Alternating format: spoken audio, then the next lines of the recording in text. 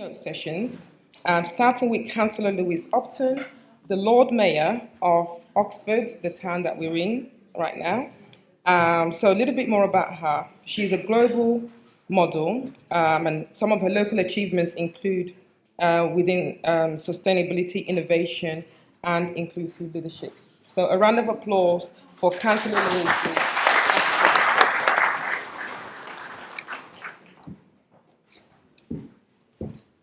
Thank you very much. So I have to start by saying welcome, a huge welcome to Oxford.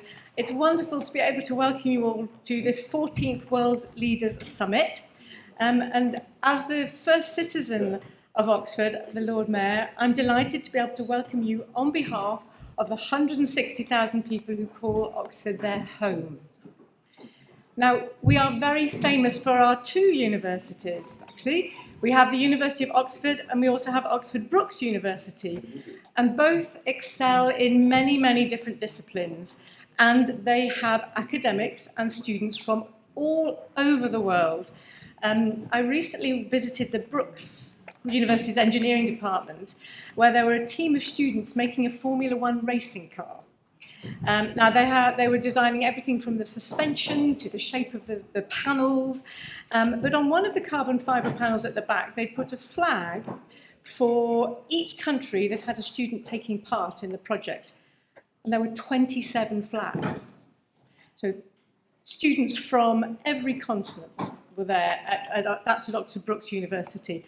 And today, you're in one of the beautiful colleges of the University of Oxford, who also, of course, have students and academics from all over the world. You'll see the beautiful architecture of Oxford, I hope, in many of the city centre buildings. But if you have a chance while you're here, please do take a walk up the Cowley Road, and you'll see the other thriving side of Oxford. Along there, you could walk into one of the shops and you'll see yams and okra, and if you close your eyes and breathe in the smells of the spices, you could believe you were in Delhi. Okay. But there are also Polish shops, Jamaican restaurants, Greek takeaways, Japanese sushi bars. We have people from all over the world living here. About 20% of the population of Oxford are either British, Asian, or Black British. We have many European citizens as well, and about a third of citizens were born outside of the UK. So we're really a very diverse city, and that's a huge part of our strength. Now, of course, the city, like many cities, has problems too. Too many of our children live in poverty. We have terrible health disparities. You're here in one of the most prosperous, wealthy bits of Oxford, but if you go 3 miles down the road to one of our poorer estates, the life expectancy drops by 15 years. Okay? Which brings me to the job of the City Council. So I've been a City Councillor for 12 years, and this year I have the honour of being the Lord Mayor. And we're very proud of the City Council. Last year, we were one of the 5 finalists for Best Performing Council of the Year. We didn't win, but actually, I think that's a good thing, because we always need reminding that there's something we could be doing better. But just to tell you a couple of things that I am very proud of that the City Council is doing, and I think these are principles that apply to whether you're running a city, whether you're running a business, whether you're running a charity. And so if I start with the councillors, there are 48 councillors, and we're a very diverse group. Roughly half are female.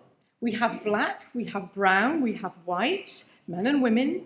We have atheists, we have Muslims, we have Catholics, we have Jews, we have all religions and none. We have people who are parents, people who are grandparents.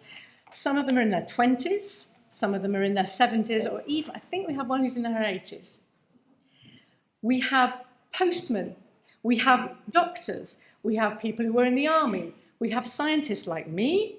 I'm a neuroscientist, I teach medicine to the medical students at the university. But we also, amongst our councillors, we have taxi drivers, administrators, business people, teachers, people who work in IT, artists, all sorts. Everyone of those brings a different perspective. And that means when we have to make decisions, we've got a huge amount of experience to draw on. And I really believe that diversity means we make better decisions as a council.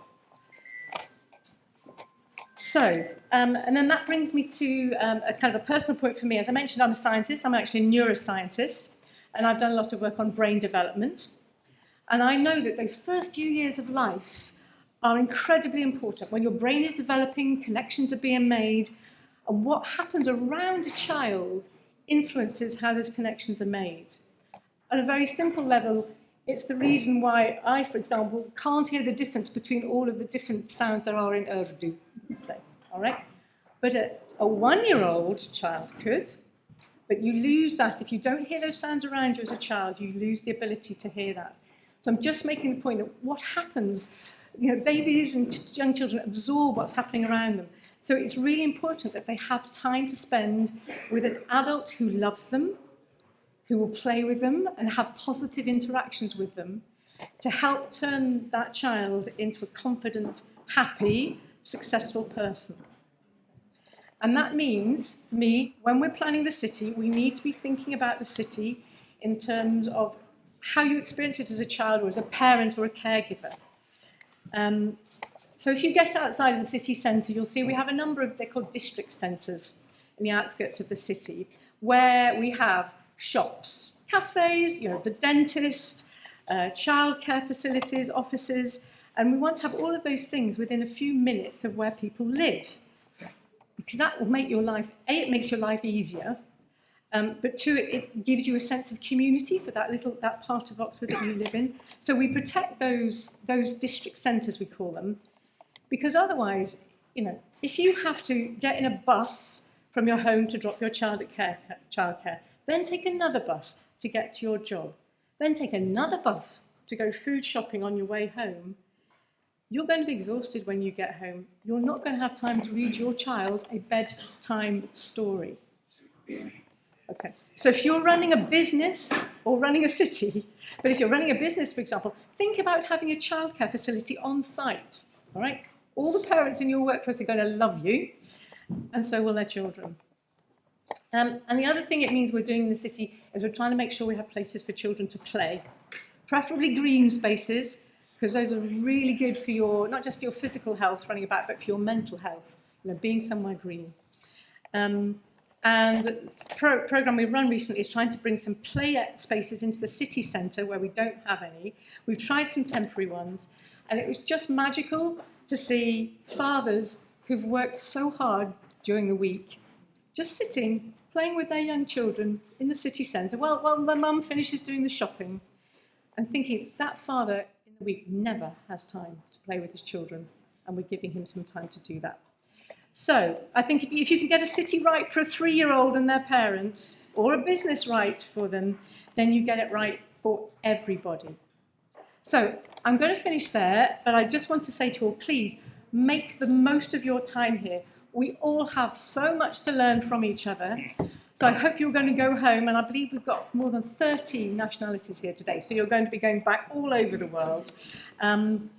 And I hope that you're going to go home with great ideas for how to make the places you live or work better, and have some great memories of Oxford to take with you.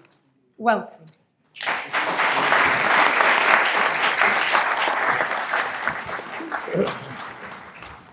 Thank you so much. Very good. Thank you, Councillor Louise. That was actually very interesting. It was good to know a bit more about